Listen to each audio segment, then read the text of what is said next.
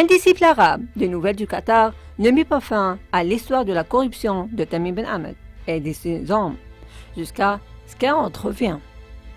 La corruption est généralisée dans le régime qatarien.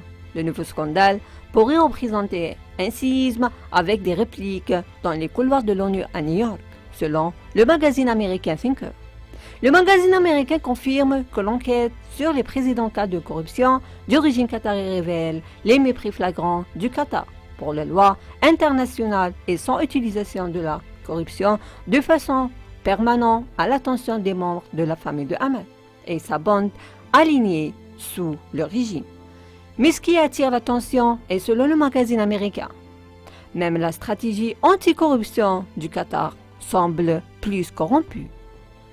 Ali Ben Fatais Al-Marri, le procureur général du Qatar et le président du conseil de l'administration du Centre de la primauté de droit et de la lutte contre la corruption.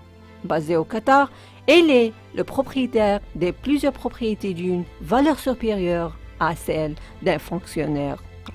Les documents révèlent qu'Al-Marri a un château de 10,6 millions de dollars à Paris, autre un villa de 7,1 millions de dollars situé dans les quartiers les plus prestigieux de Genève et un bureau voisin de 3,7 millions de dollars. L'importance internationale de Rolag d'Al-Marri réside dans le fait qu'il représente un facteur de risque pour que les Nations Unies suscitent des critiques internationales avec des entités de pays suspectes.